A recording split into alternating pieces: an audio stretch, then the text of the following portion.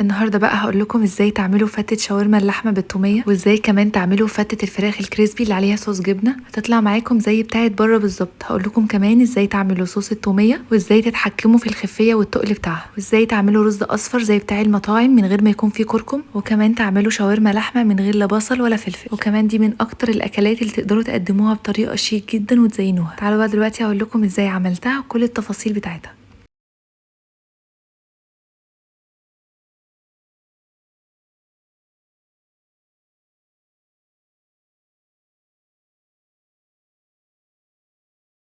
اول حاجه هبدا بيها هي التوميه. دي طريقتي في التوميه مش بغيرها. عندي هنا كوبايه من الميه هتعايره بكوبايه الشاي العاديه، ضفت عليها معلقه كبيره هرميه او مليانه على اخرها من النشا، وهقلب بقى النشا في الميه كويس جدا لحد ما يبقاش ليها اي اثر، وبعدين هرفعها على النار. هنقلب بقى تقليب مستمر على النار، ما نشيلش ايدينا خالص لحد ما تعمل معانا قوام زي المهلبيه بالظبط. هو في لحظه هتلاقوه مسك نفسه جدا وبقى بالشكل ده بالظبط.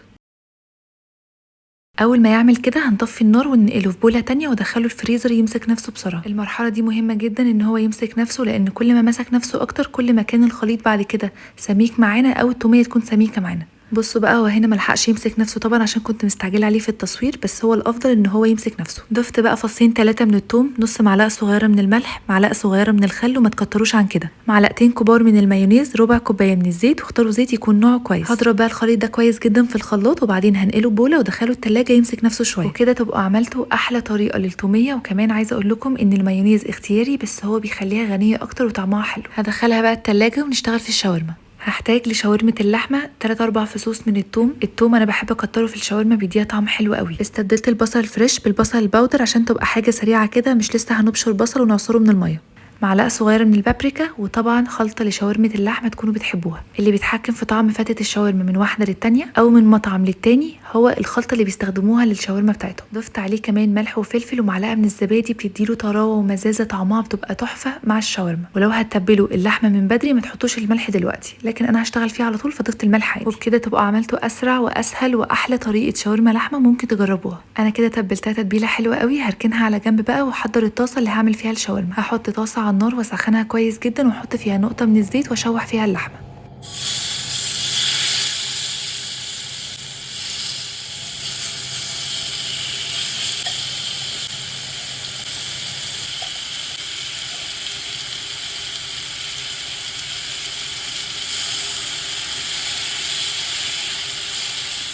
بص، انا الاول خليتها تاخد صدمه عشان ما تنزلش الميه بتاعتها، واول ما غيرت لونها تماما ضفت ربع كوبايه من الميه وغطيتها وسبتها تغلي مع اللحمه لحد ما اتاكد ان اللحمه استوت، وبعدين هطفي النار.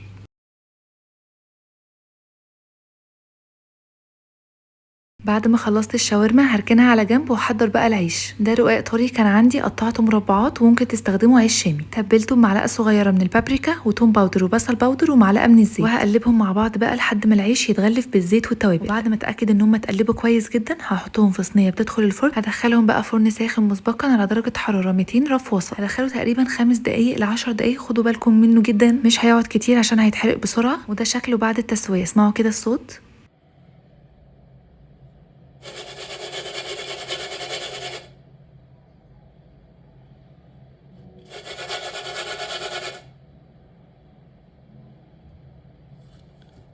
هنا بقى نيجي لاكتر طريقه الناس بتغلط فيها وبتعملها بطريقه وحشه، وهو الرز الاصفر. عندي هنا معلقه من الزيت على مكعب من الزبده، ضفت عليها ورق لورا ومستكه وحبهان ولومي، واول ما شوحتهم في الزيت كده نزلت عليهم بكوبايتين من الرز البسمتي يكون مغسول ومنقوع ربع ساعه ومتصفي كويس جدا، وهقلبه تقلبتين. التوابل بقى اللي هستخدمها، انا مش هستخدم كركم لان الكركم بيضيع ريحه الرز جدا ويخلي ريحته وحشه قوي. انا ضفت هنا مرقه فوريه تتجاب من عند العطار او من السوبر ماركت. استخدموا بقى اي نوع مرقه انتوا بتحبوها، هي بتكون مرقه فوريه باودر، هي دي اللي بتدي للرز النكهه والريحه الحلوه. وضفت كمان الملح بتاع الرز. هرجع اقلبهم تاني تقلبتين كده مع بعض، وبعدين هنزل عليهم بمقدار الميه المغليه. لكل كوبايه رز كوبايه ونص من الميه. انا استخدمت كوبايتين من الرز فاستخدمت 3 كوبايات من الميه المغليه. وعشان ندي للرز لون اصفر حلو مش بنستخدم كركم، بنستخدم لون اصفر طعام بيدي لون بس مش بيدي نكهه قويه زي ريحه الكركم. انا بالنسبه لي الكركم بيدمر ريحه الرز. في رز بالكركم والكاري دي حاجه، بس رز الفته بيكون ليه نكهه تانية.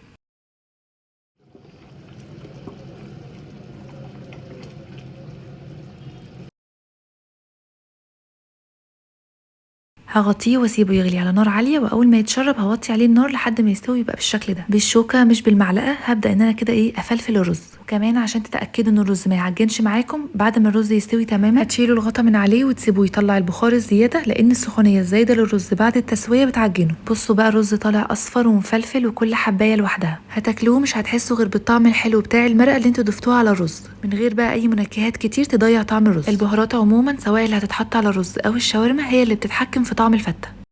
وعشان بقى نحضر الفته الكريسبي، ده ستريبس كنت قليه نص قليه وشيلته في الفريزر. الطريقه دي حلوه جدا للناس اللي عندها اير فراير وعندها كميه من الفراخ فبتقليهم مره واحده وبتشيل الباقي في الفريزر. بتكون عامله زي الناجتس والفراخ المقليه نص قليه اللي بتتباع في السوبر ماركت. اي صدور فراخ عندكم هتقطعوها كده بالطول وتتبلوها تتبيله بتحبوها وتعملوا لها البريدنج من بره وتبقى زي البروستد بالظبط.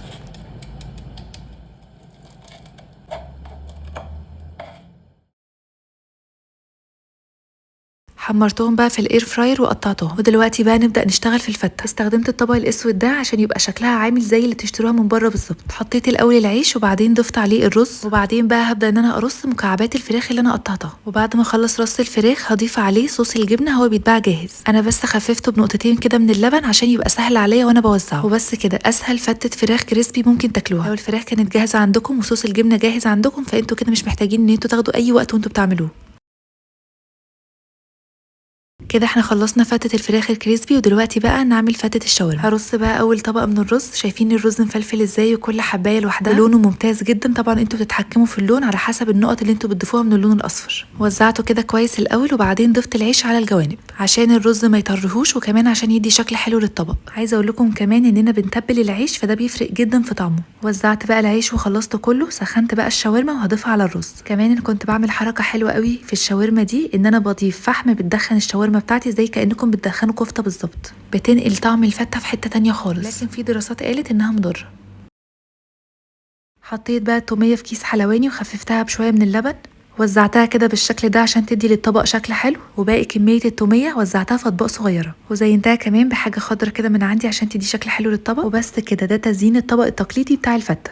طعمها حلو قوي. مهتمين بكل جوانب الفتة، مهتمين بالشاورما والتومية، مهتمين بالعيش والرز. كل ده منكه لما بنضيفوه على بعضه بيدينا ميكس حلو قوي. كمان ما حطيناش اضافات كتير للشاورما زي البصل والفلفل. اعتمدنا انها تكون لحمه متبله بس زي اللي بتشتروها من بره، يعني اكيد عمركم ما جبتوها من بره كانت ببصل او بفلفل. قلت لكم كمان نصايح عن الرز وايه هو اللي بيبوظ طعم الرز في الفتة. وكمان عطيتكم فكره عن الفتة الكريسبي، ان لو عندكم فراخ جاهزه في الفريزر وكمان صوص الجبنه تقدروا تعملوها كطبق جانبي جنب فتة الشاورما. جربوها بقى بكل التفاصيل اللي انا قلت لكم عليها دي، وما تنسوش تبعتولي تطبيقاتكم.